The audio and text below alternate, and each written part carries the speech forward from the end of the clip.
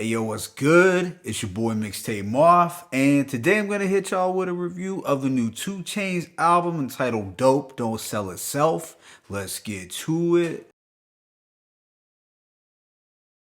Alright, so 2 Chainz is a rapper and entrepreneur coming out of Atlanta whose name has been synonymous with trap music since the 2010s. Now, he had been putting it down since the late 90s and early 2000s as a member of Players Circle, but it wasn't until around 2012 when he became a commercial success. So the thing about 2 Chainz is that he could always rap, despite the catchy club bangers and the star-studded trap ballads that many know him for. He can rap quite well when he chooses to. And over the years, he has reminded us of his lyrical abilities the most when collaborating with East Coast artists and when rapping over more soulful and boom bap inspired production. Now, going into this project, Dope Don't Sell Itself, I had hoped that we would get more of the lyrical side of 2 Chainz rather than the trapping one.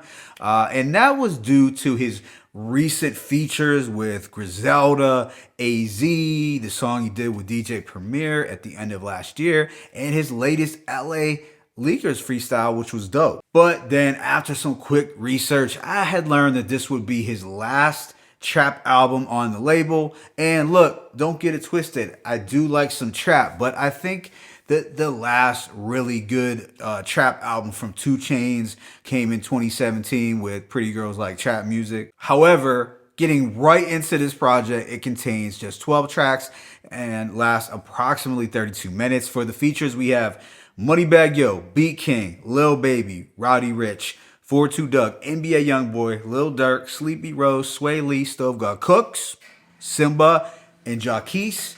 So as you can see, it's a pretty predictable feature list for a commercial artist. The only interesting or different name that we have here is Stove God Cooks, which is a super dope look. Yeah, but with that being said, let me go ahead and just hit y'all with this track by track breakdown. The opening track, Bet It Back, is a bass heavy and bouncy banger that I really have no issues with. Here, 2 Chainz is having fun with it, boasting, and doing a victory lap. All in all, it's a solid intro to kick things off. Track 2, Pop Music, is an energetic chunk rattler, but pretty run-of-the-mill for a 2 Chainz strip club song. Yeah, there's just nothing super lit about it, and it sounds pretty generic as a whole. Even the Moneybagg Yo feature was just okay. Now, fortunately, Kingpin Ghostwriter is a better track thanks to the more menacing trap instrumental from Buddha Bless This Beat. 2 Chainz does some fly drug lord talk, reminiscing back to his first plug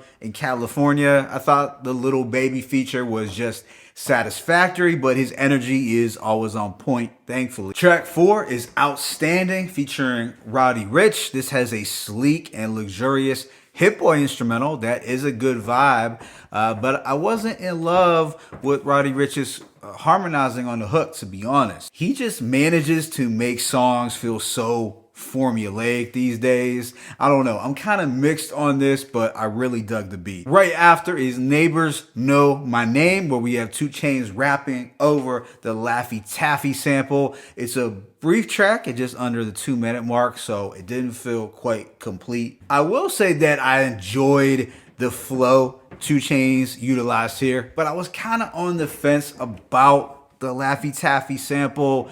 I don't know. It just didn't do it for me. Should I like it more? Maybe. I don't know. Then for track 6, we get $1 Million Worth of Game featuring 42 Dugg.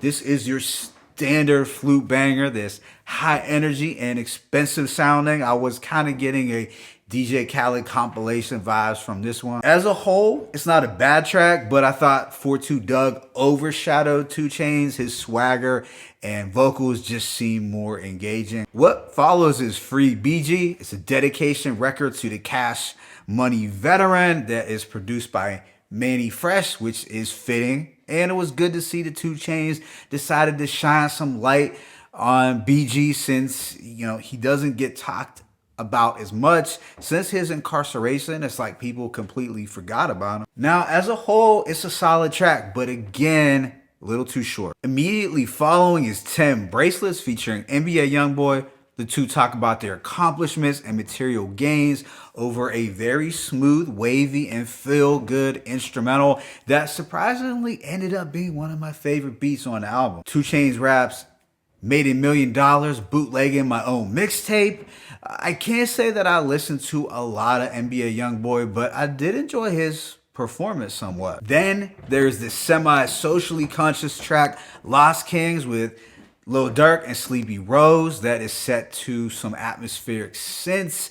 There's an anti-violence sentiment to a certain degree here, especially on the hook where Sleepy Rose and Lil Durk saying, how the hell a dude's supposed to breathe if all they do is kill and fight the kings. Altogether, I could appreciate the sentiment even though it was still kind of surface level. Now, production-wise, I was lukewarm about it, to be honest. Sonically, it just didn't do it for me. What comes next is Caimans featuring Sway Lee. This has another wavy and melodic instrumental that is stylistically similar to the production found on Pretty Girls Like Trap Music. As a result, I did enjoy the vibe here, although Sway Lee's performance was a little underwhelming. The second to last track is Vlad TV, which features the underground favorite Stove God Cooks, who I really hope drops an album this year, like really. But this also features Simba and Major Maja. So this has a lively and funky soul beat with a slight reggae twist. It was a solid instrumental,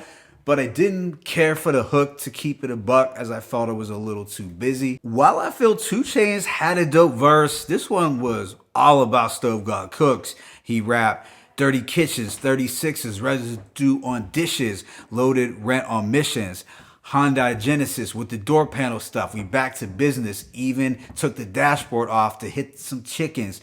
2 up on both sides like I was Richard Nixon. Bitch, I'm different. You gotta love Stove's charisma, energy, and witty drug raps. He seems like a natural at it. Then the album wraps up with If You Want Me featuring Jacquees. It's a syrupy, sexual, and romantic record that I'll never have the urge to revisit again. I found this to be an incredibly weak way to close the album out. Overall, I give this project a rating of 3 mics. There are some good songs worth checking out, but as a whole, it felt like 2 Chainz was on autopilot a lot throughout. Yes, there were some bangers and wavy tracks that I did enjoy, but others that I found to be mid and plain forgettable. The good thing, however, is that there weren't too many tracks to have to sit through, as that probably would have been a painful thing to have to do. Hopefully his next project will be more lyric centered and less about attempting to cater to clubs. But if he does the club songs, hopefully they're just doper. Listen, I'm telling you, there is something special about when Southern trap artists or just Southern rappers in general get on East Coast style production. They tend to bring their A game, and it's just a perfect combination. My favorite tracks include Kingpin Ghostwriter, $1 million worth of game, Free BG, 10 bracelets, and Cayman. Let me know what you thought about this album in the comment section below. It's your boy Mixtape Moth. I'm signing out, but be sure to hit that like button and please subscribe. As always, it's peace and blessings. 2 Chainz, dope don't sell itself. 1.